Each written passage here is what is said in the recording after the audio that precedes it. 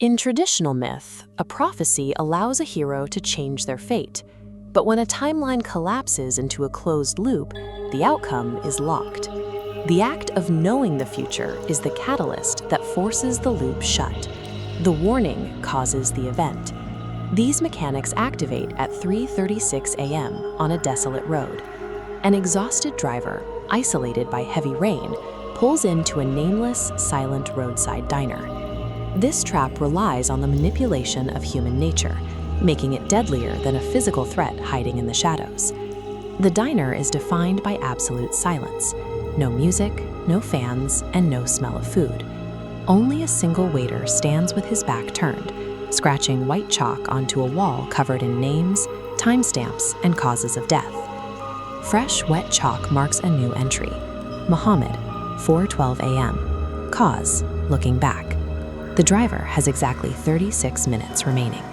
By presenting a short countdown and a specific, easily violated rule, the environment plants the psychological seed required to execute the death it describes.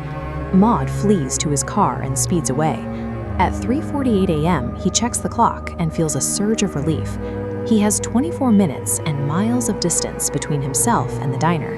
His brain instinctively employs cognitive dissonance to protect his sanity, rationalizing the terrifying wall as a sick, elaborate prank.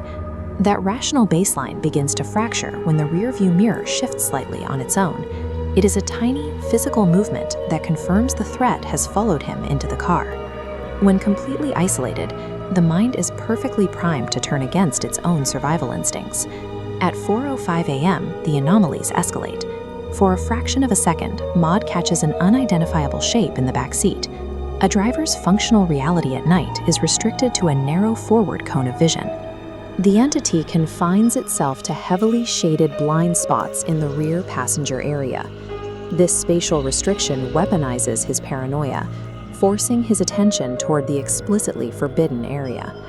The rain outside acts as a physical sealant, trapping him inside a claustrophobic pressure cooker with his own panic. The car's layout becomes the mechanism of the curse, forcing a choice between the road ahead and the forbidden space behind. At 4:10 a.m., the pressure becomes a direct assault. An unknown number texts him a 3-word command: turn around. The threat breaches his physical space as cold, wet breath hits the back of his neck. A whisper follows: just one look. The entity uses Maud's own voice, signaling that his internal curiosity is now overriding his self-control. At 4:12 a.m., the rearview mirror tilts fully to reveal a completely empty backseat. The suffocating silence returns. This sudden cessation of terror causes his adrenaline to crash. Believing he has won, his guard drops, and he makes an instinctual check over his shoulder. The trap uses false relief to manufacture an artificial vacuum of safety, tricking the mind into executing its own doom. At 4:13 a.m., the event is reduced to a police incident report describing an abandoned vehicle found with the engine still running. The driver's seat is empty with no signs of struggle, but the back seat is soaking wet. Back at the diner, the waiter calmly erases Mohat's name.